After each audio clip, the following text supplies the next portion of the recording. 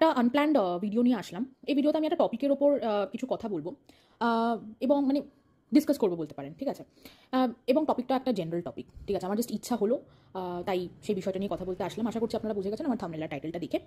এবং এই ভিডিওটা কিন্তু কাউকে পিন পয়েন্ট করে করা নয়, তাই কেউ যদি ভিডিওটা দেখে মানে ভিডিওটার কথাগুলো শুনে থাম্বনেল দেখে বা টাইটেলটা দেখে ট্রিগার্ড হয়ে যায় বা কথাগুলো নিজের গায়ে মাখিয়ে নেয়, তাহলে তার জন্য কিন্তু আমি দায়ী নই। তো প্রথমেই একটা কথা বলবো, মানে কিছু প্রশ্ন করবো মেইন কন্টেন্টে যাওয়ার আগে, যে কি মনে হয় আপনাদের সন্তানরা আপনাদের কথা শোনে? আপনাদের যে টিম মেম্বাররা আছেন, মানে team member in the sense ধরুন যারা চাকরি করেন এবং একটা সিনিয়র ম্যানেজার বা কোনো বেশ ভালো সিনিয়র রোলে আছেন বা ব্যবসা করছেন এবং আপনাদের আন্ডারে কিছু টিম মেম্বাররা কাজ করছে, তো সেই ক্ষেত্রে আপনাদের টিম মেম্বাররা কি আপনাদের কথা শোনে? বা যাদের ছোট ভাই বা বোন আছে তারা কি আপনাদের কথা শোনে? বা junior, what about the juniors, তারা কথা শোনে? যদি কথা শুনে না থাকে তাহলে কেন শোনে না? আর যদি কথা শুনে থাকে তাহলে কেন কথা শোনে? সে কথা শোনার পেছনে ড্রাইভিং ফ্যাক্টরটা কি? ভয় নাকি সম্মান, মানে ফিয়ার নাকি রেসপেক্ট? এবং এই ভয় আর সম্মান, এই দুটো আবেগ বা এই দুটো অনুভূতির মধ্যে পার্থক্যটা কি? এই এই ভয় বা সম্মান কিভাবে একটা মানুষের ব্যবহারের ওপর ইম্প্যাক্ট ফেলে? তাহলে একটা গল্পে আসি, বা বলতে পারেন রিয়েল লাইফ ইনসিডেন্ট, গল্পই ধরে নেওয়া যাক। অনেক অনেক বছর আগে, মানে অনেক অনেক যুগ আগে, একজন ডিক্টেটর ছিলেন। একটা ছোট্ট ইউরোপিয়ান কান্ট্রির একজন ডিক্টেটর ছিলেন, ঠিক আছে, বা একজন শাসক ছিলেন। সে সবসময় একটা লোহার খুব ধারালো অস্ত্র নিয়ে থাকতো, মানে সবসময় ওইটা তার নিজের সাথে ক্যারি করতো, ঠিক আছে। এবং তাকে অনেকেই ভয় পেত, মানে অনেকে বলতে গেলে প্রায় সবাই ভয় পেত, ঠিক আছে। এবং সে সেই ভয়টাকে একটা হাতিয়ার হিসেবে ব্যবহার করত তার পাওয়ারটাকে মেনটেন করে রাখার জন্য। এবং তার একটা সিক্রেট পুলিশও ছিল, যে কিনা প্রত্যেকটা দেশবাসীর ওপর নজর রাখত এবং যেই তার আগেনস্টে কথা বলতো তাকেই পানিশমেন্ট দিত। একদিন এই শাসকটি ডিসাইড করলো যে সে একটা খুব বড়, মানে বেশ বড় সড়ো একটা প্যারেড অর্গানাইজ করবে তার পাওয়ারটাকে সেলিব্রেট করার জন্য। সে চেয়েছিল যে প্রত্যেকেই, মানে প্রত্যেকটা দেশবাসী যেন তার জন্য চিয়ার করে। কেন চিয়ার করবে? তাকে এইটা দেখানোর জন্য যে তারা এই শাসকটিকে কতটা সম্মান করে। কিন্তু এই প্যারেডের দিন যত এগিয়ে আসছিল, এই শাসকটি তত বেশি নার্ভাস ফিল করা শুরু করলো। সে জানতো যে দেশে এমন অনেক মানুষ আছে যারা তাকে ঘেন্না করে, এবং সে খুব মানে চিন্তিত হচ্ছিল এইটা ভেবে যে কেউ যদি তাকে অ্যাসাসিনেট করে দেয় বা মার্ডার করে দেয়। তো প্যারেডের দিন যেদিন আসলো, মানে যেদিন প্যারেড ছিল, ঠিক আছে, সেই দিন এই শাসকটি ভীষণ ভয় পাচ্ছিল, ঠিক আছে, এবং তার ভয়টা আরও বেড়ে গিয়েছিল। সে রিয়েলাইজ করলো যে সে যে পাওয়ারে আছে, মানে সে যে এতদিনেও, মানে এই যে এত বছর ধরে সে যে শাসক হিসাবে আছে, ঠিক আছে, তার কারণ হচ্ছে ভয়। কিন্তু আসলে কিন্তু প্রত্যেকটা দেশবাসীর মনের মধ্যে যে সম্মানটা, সেই সম্মানটা অনেক দিন আগেই হারিয়ে ফেলেছে। দেশবাসীরা তাকে খালি ভয় পায়, সম্মান করে না। এবং সে এটাও জানতো যে সে যদি এই ভয়কেই হাতিয়ার বানিয়ে রাখে তার পাওয়ারটাকে মেনটেন করার জন্য, তাহলে সে কোনোদিনই সত্যিকারের একজন খুব ভালো বা একজন খুব গ্রেট লিডার হতে পারবে না। তাই সে ডিসিশন নিল যে তার লিডারশিপের যে প্রসেসটা সেটা সে চেঞ্জ করবে এবং সে কাজ করবে, মানে কাজ বলতে প্রকৃত অর্থে কাজ করবে, যাতে সে মানুষের থেকে সম্মান পায়। সে আর কোনোভাবেই এই ভয়কে হাতিয়ার হিসাবে ইউজ করতে চাইছিল না। তো এই ভিডিওটাতে বুঝতেই পারছেন, দুটো পাওয়ারফুল হিউম্যান ইমোশন নিয়ে আমি কথা বলবো। সেটা হচ্ছে কি, একটা হচ্ছে ভয় আর একটা হচ্ছে সম্মান। এই যে দুটো আবেগ, এই দুটো আবেগ কিন্তু আমাদের যে হিউম্যান হিস্ট্রি আছে, এই হিউম্যান হিস্ট্রিতে এই দুটো আবেগকে ব্যবহার করা হয়েছে আমাদের সমাজটাকে শেপ করার জন্য এবং আমাদের প্রত্যেকটা মানুষের যে অ্যাকশনস সেগুলোকে গভর্ন করার জন্য। ভয় এবং সম্মান, এই দুটোকে অনেক সময় মনে হয় যে এই দুটো হয়তো অপোজিট ইমোশন, ঠিক আছে, মানে fear is opposite to respect, অথবা respect is opposite to fear. এই ভয় এবং সম্মান এই দুটোই ভীষণ ক্লোজলি রিলেটেড, মানে এই দুটোর মধ্যে একটা ক্লোজ রিলেশনশিপ আছে। এবং এই ক্লোজ রিলেশনশিপটাকেই বোঝাটা ভীষণ ইম্পর্টেন্ট। কেন ইম্পর্টেন্ট? তার কারণ আমরা মানুষ, আমাদের প্রত্যেকটা মানুষের কিন্তু অপর মানুষদের বিহেভিয়ার, মানে এক কথায় হিউম্যান বিহেভিয়ার বোঝাটা ভীষণই দরকার। এবং সেই হিউম্যান বিহেভিয়ারটা প্রপারলি বোঝার জন্য কিন্তু এই ফিয়ার এবং রেসপেক্ট, মানে ভয় এবং সম্মানের মধ্যে যে রিলেশনশিপটা আছে সেটা বোঝাটাও ভীষণ ক্রুশিয়াল। তো ভয়টা কি? ভয়টা হচ্ছে একটা খুব ইন্টেন্স একটা ইমোশন, মানে ভীষণ তীব্র বা গভীর একটা আবেগ বা অনুভূতি, সেটা কখন অ্যারাইজ করে আমরা জানি, যে যখন ধরুন কোনো বিপদ ঘনিয়ে আসছে, ঠিক আছে, বা কোনো ক্ষতি হওয়ার আশঙ্কা আমরা বুঝতে পারছি বা আশঙ্কা আছে, তখন আমাদের মনে ভয়ের জন্ম হয়, তাই তো? এবং এটা ভীষণই ন্যাচারাল একটা হিউম্যান রেসপন্স। প্রত্যেকটা মানুষই জীবনের কোনো না কোনো সময় কখনো না কখনো ভয় পায়। অপরদিকে যে রেসপেক্ট বা সম্মান, সেটা কিন্তু একটা ফিলিং অফ অ্যাডমায়ারেশন, মানে প্রশংসা, কাউকে নিয়ে আমি ভীষণ প্রশংসা করছি, সেই প্রশংসা করার সময় আমার যে ফিলিংটা, বা তাকে নিয়ে আমি সবসময় একটা, মানে তাকে ভীষণ অ্যাডমায়ার করি, ঠিক আছে, সে ভীষণ আমার কাছে ভীষণ প্রশংসিত একটি মানুষ, ঠিক আছে, তখন সেই যে ফিলিংটা, সেটাকে বলা হচ্ছে রেসপেক্ট বা সম্মান, ঠিক আছে। সেটা যে কোনো কিছুর প্রতি, যে কোনো মানুষের প্রতি হতে পারে, বা যে কোনো জিনিসের প্রতিও হতে পারে।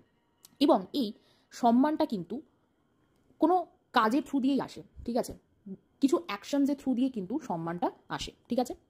এবং এই অ্যাকশনগুলো তিনটে জিনিসের সাথে ইন্টারকানেক্টেড, বা তিনটে জিনিসের ওপর নির্ভরশীল বলা যেতে পারে।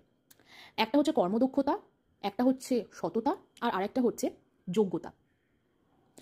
তা আমার মনে হয় কর্মদক্ষতা, সততা আর যোগ্যতা, এই তিনটে ভাঙিয়ে বলতে হবে না, আপনারা বুঝতেই পারছেন।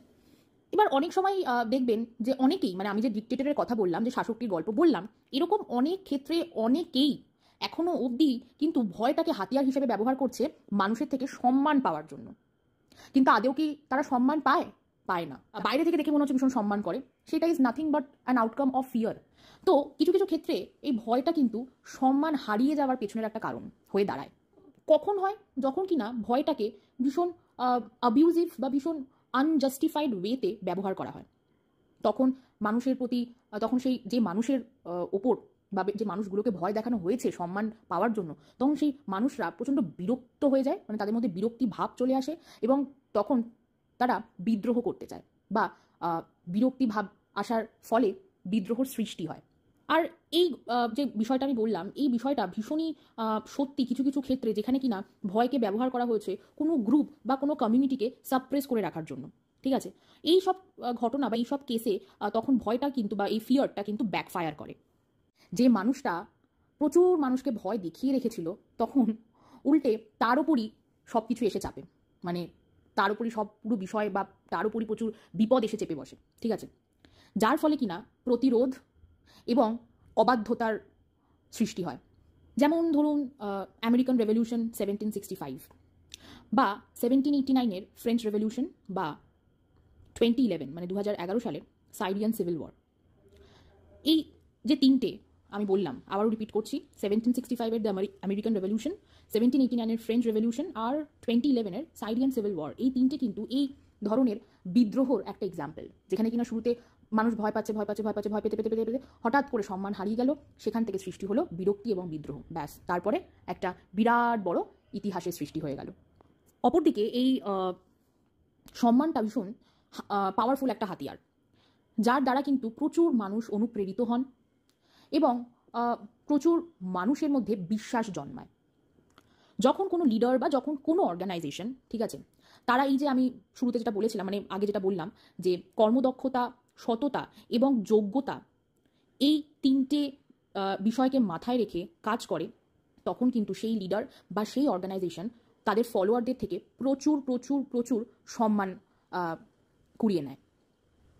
এই যে সম্মান, এটা কিন্তু at the end of a certain period, বা সবার শেষে একটা ইউনিটি তৈরি করে, এবং প্রত্যেকটা মানুষকে মোটিভেট করে যাতে তারা একটা নির্দিষ্ট গোলের দিকে এগিয়ে যায়, এবং সেটা ডেফিনেটলি একাগ্রতা মেনটেন করে, ইউনিটি মেনটেন করে।